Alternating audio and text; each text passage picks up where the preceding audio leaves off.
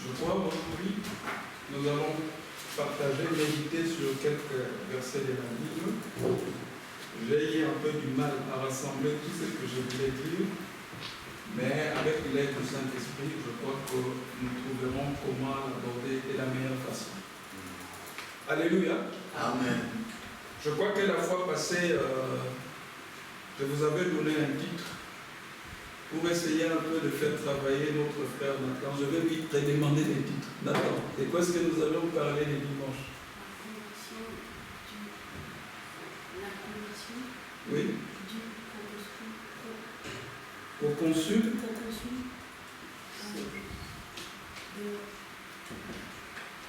Qui peut compléter? C'était la conversion du proconsul. Comment il s'appelait? Sergius Paulus. Et c'était dans quelle ville? À Paphos. C'est comme si Nathan, on nous disait les bourgmestres des 1000 Bruxelles. Je me suis documenté sur Internet, ne t'en fais pas. Son nom c'est Philippe Claus. Alors on est ici à Bruxelles, c'est comme si on disait la conversion de Philippe Claus. Je ne pense pas qu'il est un chrétien, mais c'est pour que Nathan comprenne un peu. Alors nous avions dit que la ville de Paphos, qui est citée dans la Bible, c'est une ville réelle. C'est une région réelle qui existe à Chypre. Ceux qui ont eu l'occasion d'aller en vacances de ces côtés-là, ils doivent savoir. Chypre, c'est tout près du Liban, c'est tout près de la Syrie, c'est tout près de la Turquie. Ça signifie que Paul, qui était à Antioche, du côté de la Syrie, a dû prendre des bateaux pour traverser et aller dans cette île-là appelée Paphos. Et l'île de Paphos, non pas l'île, mais la région côtière de Paphos se trouve dans une île qu'on appelle Chypre. Chypre, c'est un pays. Je crois que la capitale, c'est... Je l'ai noté quelque part, mais bon, ça ne me revient pas. Peut-être quand je les trouverai dans ma documentation, si je vais vous les dire. Mais sachez que c'est une île, et c'est là que Paul et Barnabas étaient envoyés en mission. Ce n'était pas pour les vacances, comme les font généralement ici, les Belges, les Français, etc. Et qu'est-ce que j'en sais? Mais toujours est-il que nous avions lu dans Acte 13, ils étaient là envoyés en mission, mission d'évangélisation par les Saint-Esprit. Vous voyez? Et nous avions fait un rapport avec nous-mêmes en disant que si nous avions reçu le Saint-Esprit, certainement, comme nous l'avait confirmé encore frère Branham, nous avions reçu le Saint-Esprit pour aller gagner les perdus. Ce n'est pas uniquement pour ça, mais le Saint-Esprit que nous avions reçu nous donne aussi la puissance. Ce n'est pas tout, le Saint-Esprit nous conduit dans toute la vérité. Le Saint-Esprit fait beaucoup de choses. Mais je crois qu'une des choses essentielles que le Saint-Esprit fait dans la vie d'un chrétien, c'est qu'il doit nous donner soif et faim d'aller chercher les perdus. C'est ce que le Saint-Esprit fait. Alors donc, si nous prétendons avoir le Saint-Esprit et que nous n'avions pas soif et faim d'aller parler aux perdus, d'aller chercher les brebis perdues du Seigneur, je crois que nous pouvons conclure que nous avons reçu un Saint-Esprit différent. Parce que le Saint-Esprit que Paul et les autres ont reçu, je vous avais posé la question, est-ce que c'est les mêmes que nous avions reçus? Vous avez dit oui. Ça signifie qu'il doit nous donner exactement la même mission. Alléluia. Amen.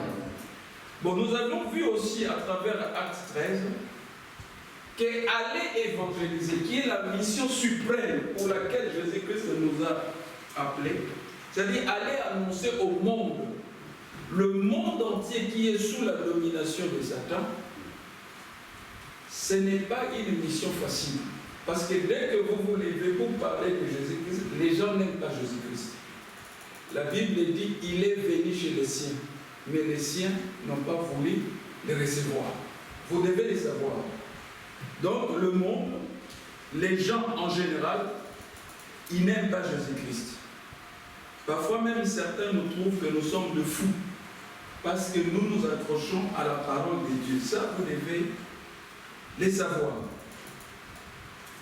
Maintenant, ce n'est pas tout. Quand vous allez annoncer Jésus-Christ, en général, je ne dis pas souvent ou tout le temps, mais en général, vous allez rencontrer de l'opposition.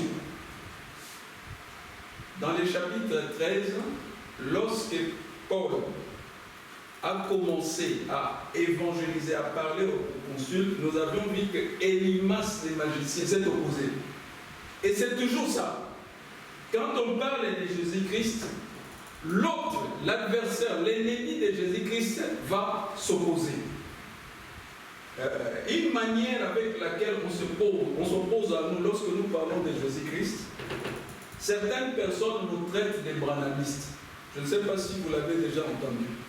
Vous voyez, nous ne le sommes pas. En tout cas, je ne le suis pas. Et je ne pense pas que Frère Kanda était branhamiste. Nous sommes des chrétiens. Être branhamiste, ça signifie adorer Branham, prêcher Branham. Non, ce n'est pas ça. Je crois que si vous me suivez, à chaque fois que je viens ici, je vous parle de Jésus-Christ. Annoncer l'évangile, prêcher l'évangile tel que Paul l'avait prêché. Paul a parlé de Jésus-Christ. Frère Branham a parlé de Jésus-Christ. Et nous avions vu, je n'ai pas le temps, ce sont des rappels. Dans un message que Frère Branham avait prêché, je crois que le message était intitulé « Allez les dire ». Il disait les gens courent, ils vont dans le monde entier, soit disant qu'ils apportent des messages. Allez dire, pardon, allez dire, courir sans un message. C'était prêché le 17 avril 1960 par Frère Branham. Je vais répéter quelques-unes de ces paroles. Il dit, on part, mais on ne sait que dire quand on arrive à destination. Peu importe combien vos réveils sont grands, combien votre église est grande, ou combien votre dénomination domine sur les autres, si vous n'avez rien à dire aux gens, vous n'avez rien qu'une bande de gens rassemblés comme dans une loge. Paragraphe 56. Là, je dis au paragraphe 57. Paragraphe 56, il dit, nous avons un message à annoncer au monde. Jésus est vivant, il n'est pas mort. Nous prenons garde au message. Paragraphe 65. Si le Saint-Esprit entre dans les cœurs d'un homme, celui-ci croira que Jésus-Christ est ressuscité. Amen. De mort et qu'il vit en lui pour agir et pour accomplir la volonté que lui est venu accomplir pour faire la volonté de Dieu dans la vie de cet homme. Paragraphe 66. Mais le problème est que nous courons, nous allons sans un message. Nous y allons avec la théologie, nous y allons avec une sorte d'interprétation des Écritures selon l'Église. Nous devons aller avec la résurrection. Amen. Allez dire à mes disciples que je vais organiser une nouvelle Église. Non, non. Allez dire à mes disciples que je suis ressuscité des morts, comme j'avais dit que je le serai. Amen. C'est ça le message. Dire aux gens que Jésus-Christ est ressuscité. Normalement, quand vous allez dire ça, il y aura des contradictions.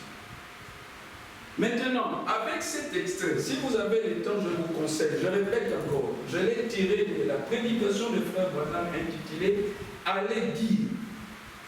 Cette prédication comporte deux entre parenthèses. On dit « Allez dire », 3 points de suspension, courir sans un message. C'était prêché le 17 avril 1960. Allez les dire. Ça vous fera beaucoup de bien. Et vous allez saisir qu'est-ce qu'on attend par les messages. Il n'y a qu'un seul message. Jésus-Christ est ressuscité. Bon, maintenant, si les gens contestent, vous devez les trouver. Et c'est là que le Saint-Esprit viendra. Amen. Alléluia. Amen. Que Dieu vous bénisse. Donc,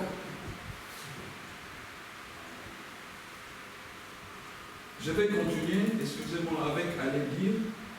Paragraphe 89, il dit, ce dont nous avions besoin aujourd'hui, ce sont des messagers venant de Dieu. Il est ressuscité des morts. Il est le même hier, aujourd'hui et éternellement. Voilà le message de ce jour. Paragraphe 90. Oh, il y a eu des grands messages, mais celui de la Pâque les a couronnés tous. Des grands messages. La Pâque était tous là. Quand le mort les préparatifs étaient faits et que le dernier ennemi, propre décision. Nous avons vu la maladie être guérie dans l'Ancien Testament. Nous avons vu les miracles être accomplis dans l'Ancien Testament. Il y a eu les visions dans l'Ancien Testament. Mais tout homme qui est allé dans la tombe s'est demandé s'il ressusciterait. Mais le matin de Pâques, quand ses disciples ont reçu les plus grands messages qu'aucun homme ne pouvait recevoir, qu'ont-ils reçu? Allez dire à mes disciples, je suis ressuscité de mort. La mort a été vaincue. Alléluia. Amen. Nous allons faire un lien avec Acte 13.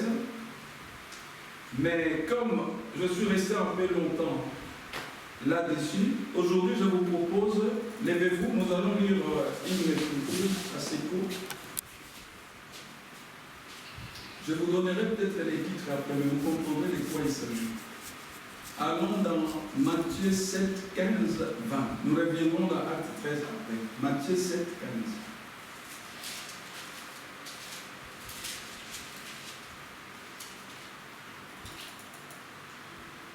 15 à 20. Si vous y êtes, nous allons les lire ensemble. C'est ça qui nous servira un peu de base pour la méditation d'aujourd'hui. Matthieu 7, 15 à 20. Allons-y. Gardez-vous de faux prophètes. Ils viennent à vous en vêtements de brebis, mais au-dedans, ce sont de loups ravisseurs. Vous les reconnaîtrez à leurs fruits. Cueille-t-on des raisins sur des épines ou des figues sur des charbons? Tout bon arbre porte de bons fruits, mais le mauvais arbre porte de mauvais fruits. Un bon arbre ne peut porter de mauvais fruits, ni un mauvais arbre porter de bons fruits. Tout arbre qui ne porte pas de bons fruits est coupé et jeté au feu. C'est donc à leurs fruits que vous le reconnaîtrez. Amen. Vous pouvez vous asseoir. Nous allons prendre ces textes, nous allons les mettre un peu en relation avec Actes, chapitre 13, verset 9. Non, verset 6. Ayant ensuite traversé toute l'île jusqu'à Paphos, ils trouvèrent un certain magicien, faux prophète. Vous voyez? Ici, là où nous avions lu, c'était « Gardez-vous des faux prophètes ».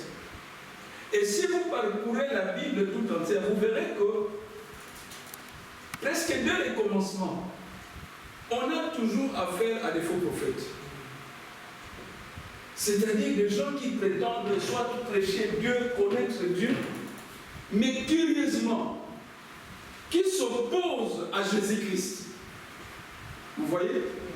Ils veulent déplacer Jésus-Christ de sa seigneurie.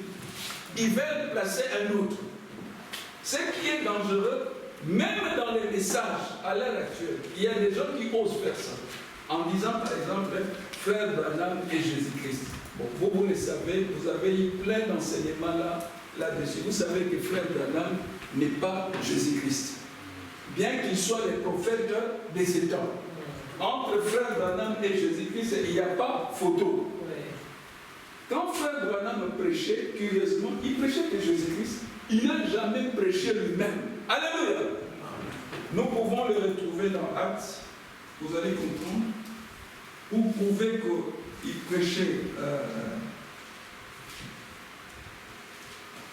prêchait Jésus-Christ et non lui-même.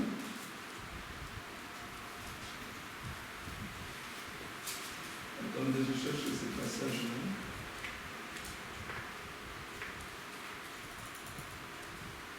Nous allons les trouver dans Actes, chapitre 8.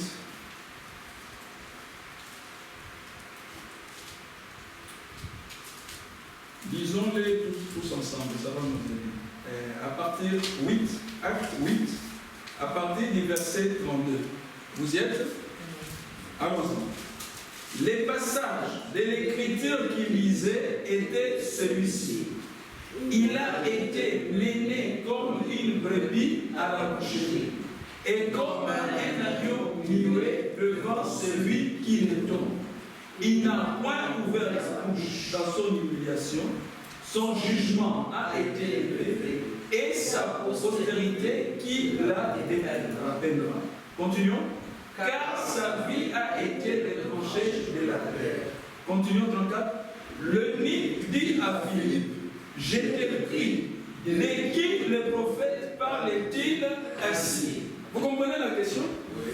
C'est comme si vous allez dans une prédication de Frère Branham. Alors il lit les passages là, qui vient d'un prophète, je crois Ésaïe. Vous l'arrêtez, vous dites Frère Branham, attention. Mais de qui parlez-vous? De vous-même?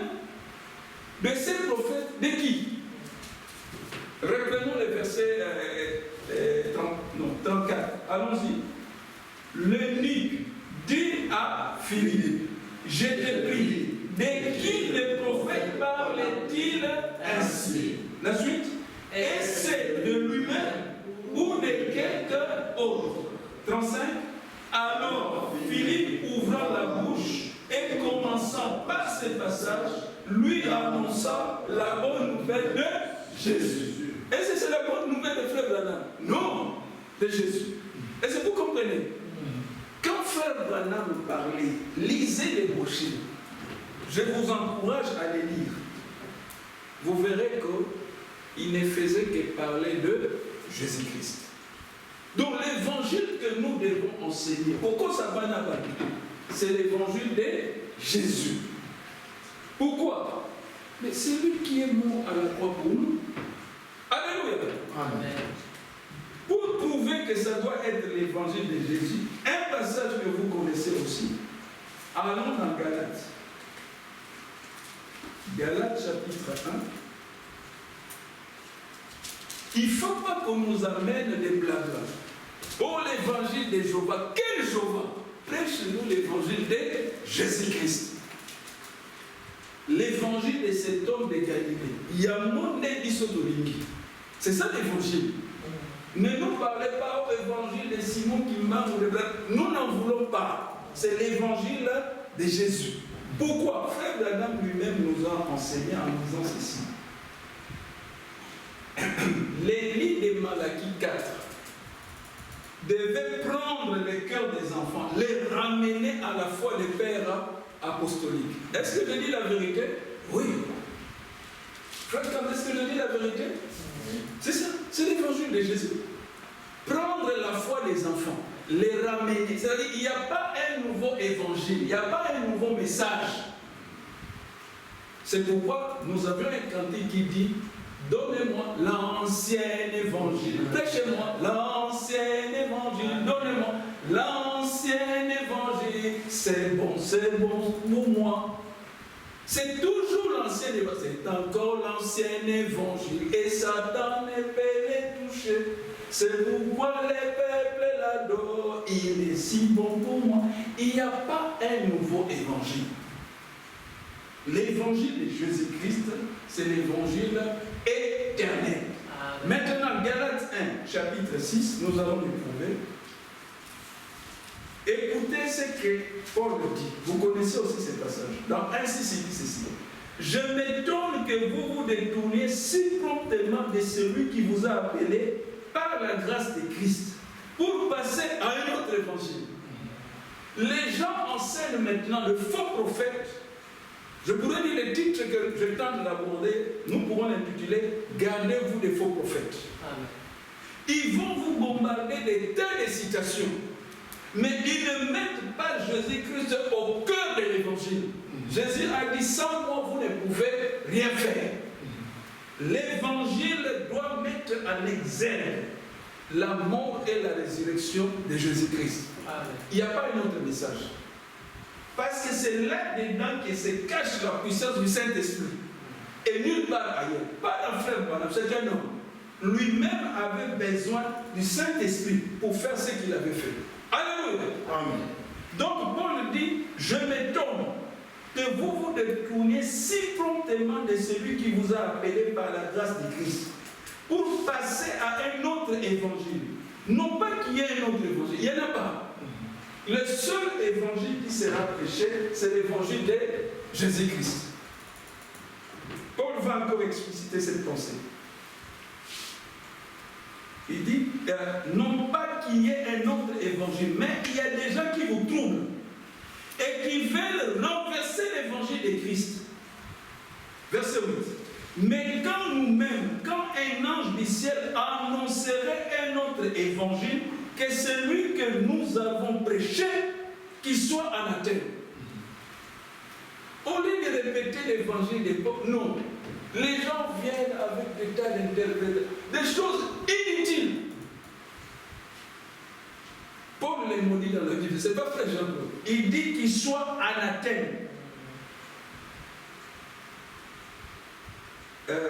Nous l'avions dit précédemment, et je le répète à cette heure, si quelqu'un vous annonce un autre évangile que celui que vous avez reçu, qu'il soit anathème.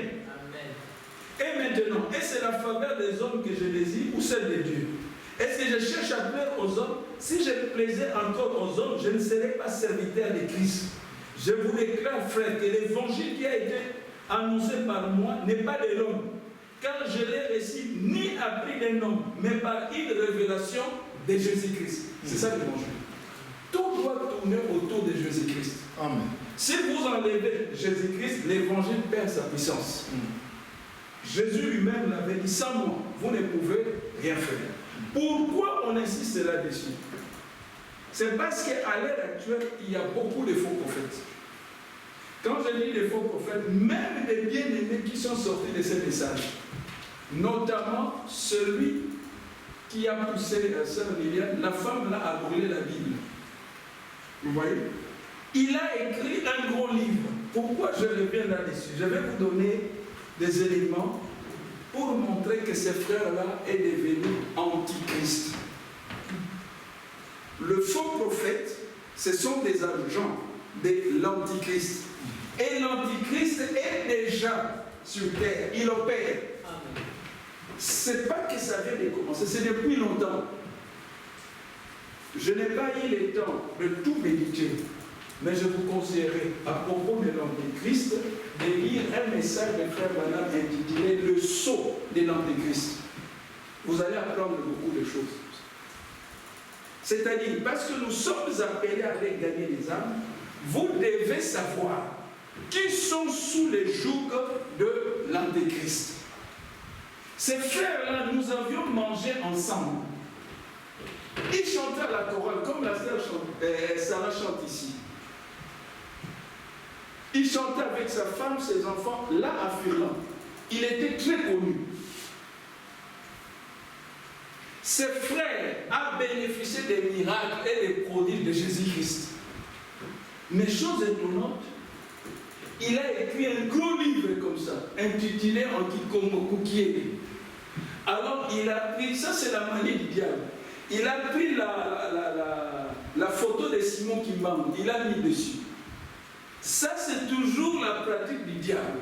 Le diable, quand il pompe quelque chose, il prend la photo des frères Branham, il met dessus. Alors, il veut faire croire au monde entier que le contenu du livre, c'est frère Branham qui a dit ça. C'est des bobards. Ne gobez pas tout ce que vous allez trouver sur frère Branham sur Internet. Ce n'est pas la référence. Méfiez-vous de ça. Fiez-vous au Saint-Esprit. La Bible dit, les enfants de Dieu sont conduits par le Saint-Esprit. Ce n'est pas tout. Frère Branham nous a enseigné ces livres que je tiens à main. La Bible, c'est l'absolu. Il n'y a pas un autre livre qui dépasse la Bible. Il n'y en a pas. Pourquoi? La Bible dit, au commencement était la parole. Frère Frédéric, et la parole était qui? Dieu. Vous voyez? Donc lui, ce frère-là, Albert Puzolan, a écrit son livre. Maintenant, ils le mettent en concurrence avec la Bible. Mais c'est la folie. Comme il avait séjourné ici en Europe, si vous avez le temps d'aller de temps en temps au Congo, si vous venez de l'Europe, les gens vous considèrent comme un Dieu. Parce que vous allez vous habiller très bien, vous avez de l'argent, vous parlez un bon français. Et en général, les Congolais qui sont paumés, ils vont vouloir vous entendre. Surtout s'ils découvrent que vous parlez d'un certain Dieu, ils vont croire que vous détenez la clé. Vous voyez? Pour les aider, d'abord à quitter ces pays-là, et puis à s'enrichir. Alors c'est ce que ce frère-là a profité. Il est allé dans certaines églises paumées du Congo. Des églises qui sont ignorantes de la Bible. Parce que beaucoup de gens parlent de Jésus-Christ, mais ils ne lisent pas la Bible. Vous devez lire votre Bible. Ce n'est pas parce que frère Jean-Claude et frère Cannes viennent ici vous lire la Bible, alors vous devez vous épargner. Non, on dit que les chrétiens libérés vérifiez à la maison tout ce qu'on leur disait. Est-ce que vous savez ces passages? J'ai dit la vérité? Amen. Nous allons les lire. Excusez-moi. On va les chercher, c'est dans Actes. Si quelqu'un trouve, on va les lire. Nous devons être comme des chrétiens libérés. Sinon, vous allez... C'est Acte 17, verset 11. Si vous ne lisez pas votre Bible régulièrement, vous allez gober le mensonge, les carabistouilles de l'Antichrist et le faux prophète. Vous voyez? Un jour, je me baladais, il y a une femme, on va lire ces passages, je n'ai pas oublié. Il y a une femme témoin de Jéhovah qui m'a accosté gentiment. Il a commencé à me parler. Il m'a parlé, vous savez, quand il vous aborde, il vous prend tout le temps. Il m'a bombardé des notions, là, des enseignements des témoins de Jéhovah. Alors, après qu'il m'ait parlé, je lui ai posé la question, madame, est-ce que Jésus-Christ est Dieu ou il n'est pas Dieu? Écoutez sa réponse.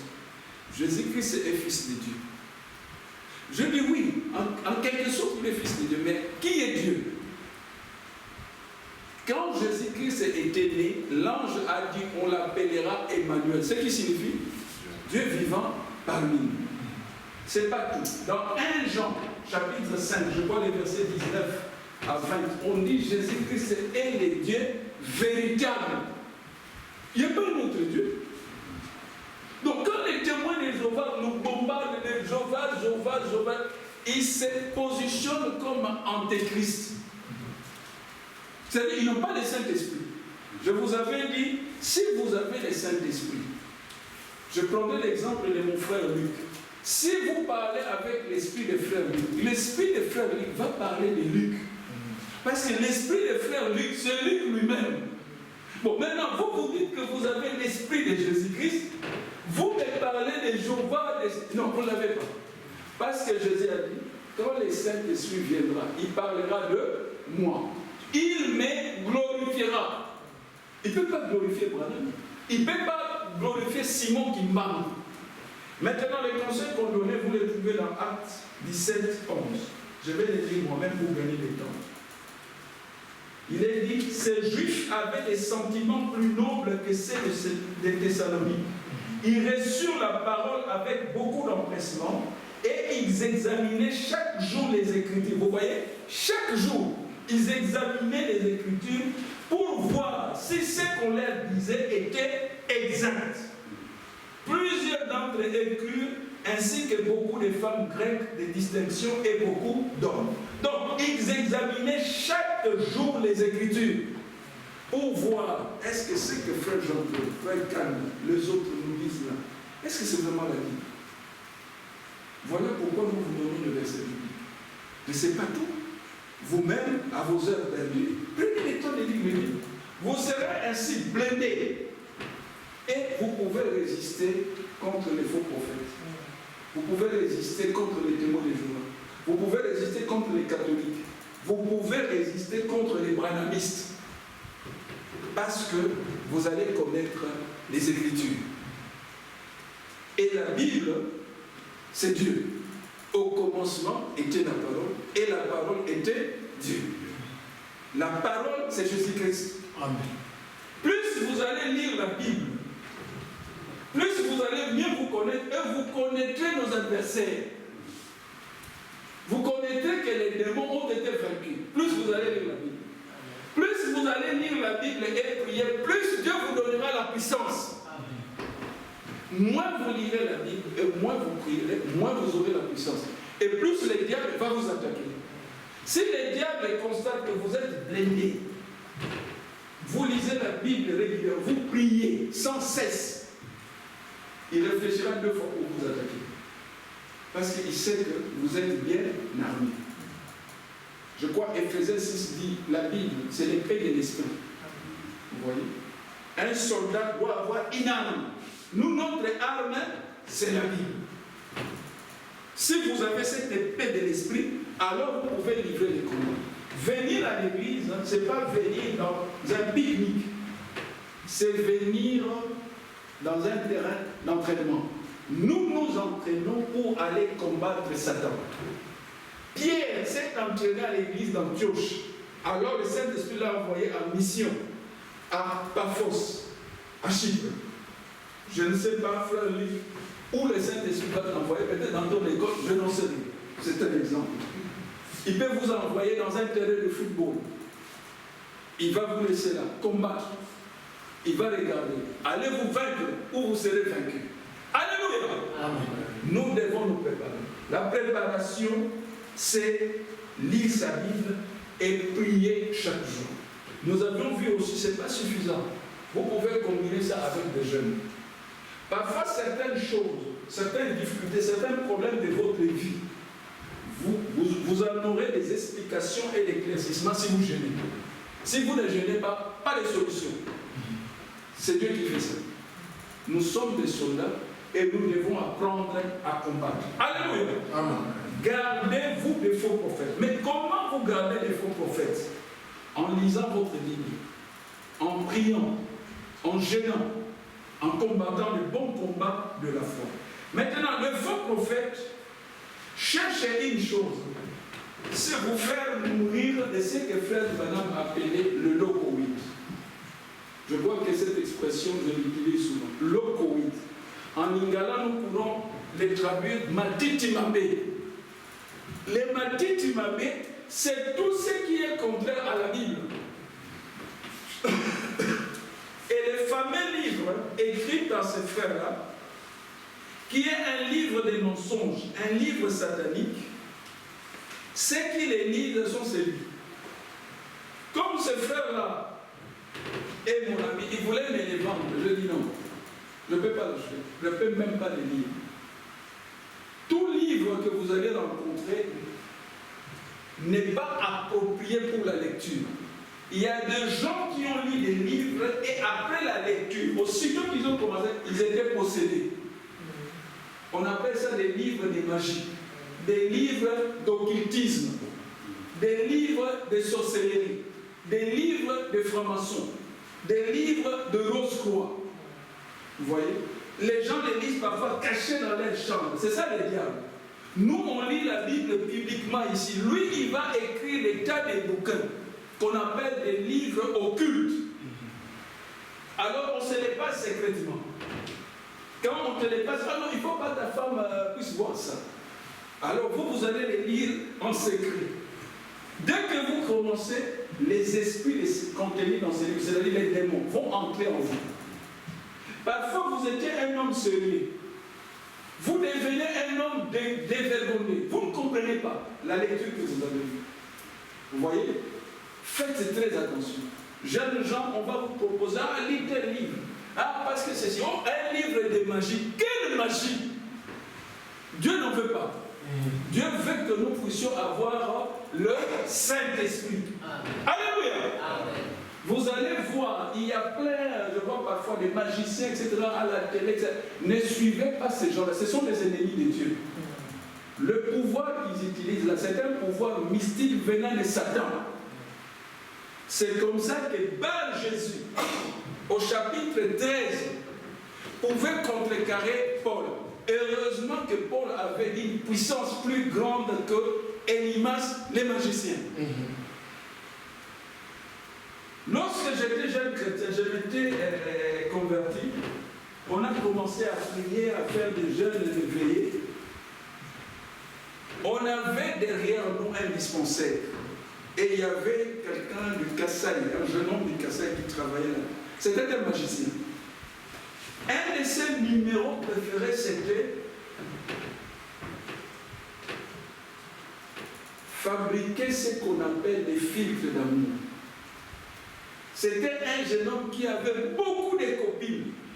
Mais ces copines-là, il les obtenait ou il parvenait à les avoir via un filtre d'amour. Parce que c'était un magicien. Il faisait ses pratiques magiques. Et puis, grâce à ça, il parvenait à séduire de nombreuses filles.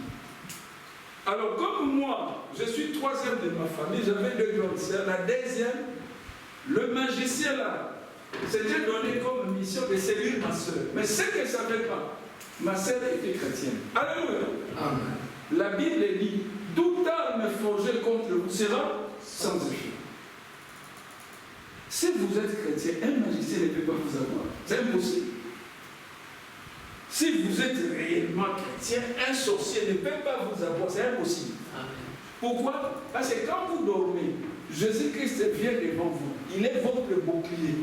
Vous pouvez dormir en paix. Aucun démon, je ne sais pas faire, quand vous dormez chez vous, est-ce qu'on vient vous déranger dans votre sommeil? Jamais. C'est Jésus qui fait ça. Amen. Il est notre bouclier. Amen. Alors ce magicien-là a essayé de faire ses incantations, ça ne fonctionnait pas avec ma soeur. Alors il commençait à se poser des questions. Mais comment cette fille peut me résister? Il faisait ses invocations, il avait des démons. Chez lui, il avait même des cobras. C'était des démons. Alors il ne parvenait pas. Alors il s'est dit non, je dois approcher cette famille pour savoir pourquoi je ne parviens pas. Mais il y a quelque chose qui doit me bloquer. Il a commencé à m'approcher, je ne savais pas, il est devenu mon ami, je ne savais toujours pas. Et chemin faisant, comme il était mon ami, j'ai fait comme bon, j'ai commencé à lui parler de Jésus-Christ. Mais il était allergique, je ne comprenais pas. Pourquoi il résiste à Jésus-Christ? Vous voyez? Parce que les gens ont toujours des choses cachées. Parfois ici, les pactes avec les diables, ainsi de suite. Mais ils n'en parlent pas. Parce que les diables, quand vous travaillez avec lui, une des choses qu'il impose des gens, c'est que ce que vous faites avec lui, ça doit être le secret d'État. Vous devez mourir avec. Vous ne devez jamais en parler. Faites l'expérience avec les sorciers. Les sorciers n'avouent jamais qu'ils sont dans la société. Jamais. Et quand vous gardez ces secrets-là, vous rendez les diables forts. Je vois que les temps pressent, je vais terminer. Alors, ces magiciens-là résistaient à Jésus-Christ. Et un jour, en lui parlant de la parole de Dieu, il va m'avouer, il va me dire que mais tu me proposes de suivre Jésus-Christ. Mais votre Jésus-Christ est là. J'ai plus de force que sa force. Moi j'ai ceci, j'ai cela, etc. J'obtiens tout ce que je veux. Je dis non. Jésus-Christ est le Tout-Puissant. Amen. Il n'y a aucune force ici sur terre qui peut vaincre Jésus-Christ. Il n'y en a pas. Amen. Parce qu'il est Dieu. Amen. Il est créé. Même Satan a été créé par Jésus-Christ. Donc c'est impossible qu'on puisse le vaincre. Il n'y a pas. C'est pourquoi la Bible dit tout genou fléchira au nom de Jésus-Christ. Bon, il disait que non, il ne croyait pas. Alors il m'a lancé un défi. Qu'est-ce que j'ai fait? J'ai sensibilisé les frères et sœurs. Le défi, c'était que lui allait invoquer ses maîtres. Parce que la magie là, c'était une magie indienne. Donc il était en contact avec les Indiens, avec les démons, etc. On lui a dit, ben, tu fais tout ce que tu veux. Mais nous savons que ce jour-là, quand tu viendras, on va te laisser faire ta démonstration. Ça ne va pas fonctionner. Parce que nous allons neutraliser tout ça au nom de Jésus-Christ. Alors il a accepté. Le rendez-vous était pris. À l'époque, je priais dans l'église protestante. On était allé là. Évidemment, nous, on a pris la précaution, on a gêné, on a prié, on a lié tous ces esprits-là. On savait que sur le plan spirituel, c'était chaos technique. Alors, il est venu avec ses histoires, il a commencé ses incantations, rien ne marchait. Parce que les démons ne supportent pas la présence de Jésus-Christ. Non. Aucun démon ne peut résister devant Jésus-Christ. Alléluia. Amen. Et c'est ce jour-là que sa magie était vaincue. Comme Paul a vaincu Élimas les magiciens. Ces garçons-là étaient vaincus. Il a fait autant de numéros qu'il voulait. Rien ne fonctionnait. Pourquoi? Jésus a neutralisé toutes ces puissances. Et à la fin, nous avions pris les cobras, tout ce qu'il avait amené. On les a brûlés publiquement. Amen. Pour dire que les magiciens ne vaut rien devant Jésus-Christ. Jésus-Christ est tout-puissant. Maintenant, pourquoi je suis revenu là? Parce que lorsque vous irez prêcher l'évangile de Jésus-Christ, vous rencontrerez cette résistance. Moïse l'avait rencontré. Dieu l'envoie. Si je remonte jusque-là, je voulais simplement vous démontrer que cette histoire des magiciens ne date pas d'aujourd'hui. Lorsque Dieu, souvenez-vous, avait envoyé Moïse auprès des pharaons, le Saint-Esprit me rappelle quelque chose, j'insiste là-dessus. Vous n'avez jamais remarqué que tous nos politiciens, les dignitaires de ce monde, ils sont entourés des magiciens, des marabouts, des féticheurs, des sorciers. Parce que ces gens-là, des charlatans, ils leur vendent une thèse comme quoi ils peuvent les protéger. Alors, ils payent des dollars là. Si nous, on met notre corbeille d'offrande, ils ne donnent pas. Mais chez les marabouts, chez les devins, les gens qui regardent, ils vont donner. Alléluia. Amen. Ça a toujours été ainsi. Ce sont des antéchrists. Et vous allez les rencontrer sur votre chemin de la foi. Peut-être aussi comme vous. Peut-être comme amis, comme c'était le cas pour moi. Mais Satan, avec ses agents, ses acolytes qui sont les magiciens, les devins, le marabout, les gourous, etc., viendront vous rencontrer. Vous devez combattre. Vous êtes avertis. Ne dites pas qu'on ne vous a pas averti. Ils viendront. Ça ne sera pas seulement vous. Ils viendront aussi dans l'assemblée. Ils doivent nous tenter. Ils doivent savoir si réellement nous sommes puissants. Si Jésus-Christ est avec nous. Pourquoi? Ils n'aiment pas Jésus-Christ. Alléluia. Amen. Ils les haïssent et ils nous haïssent. Parce que nous dérangeons leur monde, qu'on appelle le monde pandémonium. Quand nous prions, allez, ça dérange les histoires. Le franc-maçon, etc. Tous ces gens-là viendront nous attaquer. Ce sont nos ennemis. Alléluia. Amen. Nous devons nous préparer. Nous sommes dans une guerre. Amen. Quoi qu'il en soit, nous allons donner quelques versets. Exode 7, 11, 12. On dit, Pharaon appela les sages, les enchanteurs et les magiciens d'Égypte. Exode 7, 11, 12. Vous voyez que ces gens-là sont toujours autour de gens puissants. Pharaon, le maître de double des mers, avait ses magiciens. Moïse vient, il jette les bateaux. Pharaon dit, oh, mais ça c'est la rigolade. Il appelle ses magiciens, jetez un peu les bateaux. Ils ont jeté les nerfs et puis les bateaux s'est transformé en serpent. Vous voyez que le diable aussi a la puissance. Mais une puissance qui ne peut pas dépasser la puissance de Jésus-Christ. Parce que Jésus-Christ est créateur. Amen. Exode 7, 22. On nous dit, mais les magiciens d'Égypte en firent autant. C'est-à-dire, Moïse fit un numéro, un miracle. Pharaon dit, ah, mais Moïse naissance. C'est du n'importe quoi. Allez, mes magiciens, venez, faites la même chose. Ils en firent autant. Parfois, quand un prédicateur, un pasteur a l'onction, il peut vous jeter un mouchoir, vous pouvez tomber. Les magiciens disent, mais nous aussi on peut faire la même chose. Oui, vous pouvez faire la même chose, mais ce n'est pas la même onction. Alléluia. Amen. C'est-à-dire, le Saint-Esprit nous conduit à cet exemple pour nous montrer que Satan peut imiter les miracles.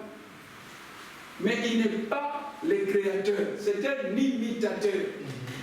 Satan peut imiter un prophète, mais c'est un faux prophète. Quand il va commencer à prêcher, suivez-les bien. Il va commettre des erreurs. C'est-à-dire qu'il va tordre la parole de Dieu. Faux prophète. Satan peut imiter un prédicateur, un évangéliste. Vous voyez? Il peut, frère Donald, il peut imiter tous les dons, les 9 dons que Dieu a donnés à l'Église. Satan peut les imiter. Est-ce que vous le croyez? Amen. Faites très attention à l'ennemi. Exode 8, 15. Les magiciens disent à Pharaon, c'est le doigt de Dieu. Donc, en Exode 8, 15, Moïse a fait un miracle. Les magiciens ne pouvaient pas le faire. Ils ont dit, ça, c'est le doigt de Dieu. Ils ont reconnu que ça, c'est Dieu. Alléluia. Amen. Satan reconnaîtra toujours la puissance de Dieu. Parce qu'il est une créature.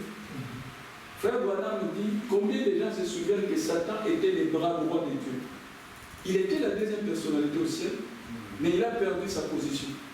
Donc ça signifie que deuxième personnalité au ciel, il connaissait la puissance de Dieu. Il en avait. Et Dieu, quand il lui a donné la puissance, il n'a pas retiré. Mais seulement Dieu ne lui a pas donné toute la puissance. Toute la puissance a été donnée en Jésus-Christ. Jésus a dit, tout pouvoir m'a été donné. Mais Satan a eu une portion. C'est pourquoi Jésus-Christ peut écraser Satan. Les gens disent, frère Branham, c'est Jésus-Christ. Non, frère Branham n'a jamais reçu toute la puissance. Il a reçu une portion. La Bible dit, en Jésus-Christ habitait toute la plénitude de Dieu. Est-ce qu'en Branham, il y avait toute la plénitude? Non. Même frère Kanda pourra vous l'expliquer. Non, non, non. C'est un homme. Comment Dieu peut être pleinement Branham? C'est impossible. Vous voyez? Alors les faux prophètes vont vanter frère Branham. Ah, il a créé des écureuils. Ah, même s'il a créé des écureuils, il ne peut pas avoir toute la plénitude. Toute la plénitude divine se trouve en Jésus-Christ. Nous sommes dans un numéro à l'intérieur. C'est ça l'évangile. Tu ne peux pas comparer Jésus-Christ avec Jésus. Il est créateur. Maintenant, l'autre là, dans son livre diabolique, il vante ses derniers temps Simon Kimbangu. Il a pris l'histoire de Simon Kimbangu, il a déformé. Et comme les Congolais, et même les gens du message ne lisent pas, tous ils gobent ces carabistouilles, ces balivernes, ces foutaises. Il se balade partout. Sa phrase préférée, il dit, il a fait des débats ici en Europe, personne n'a réussi à les vaincre.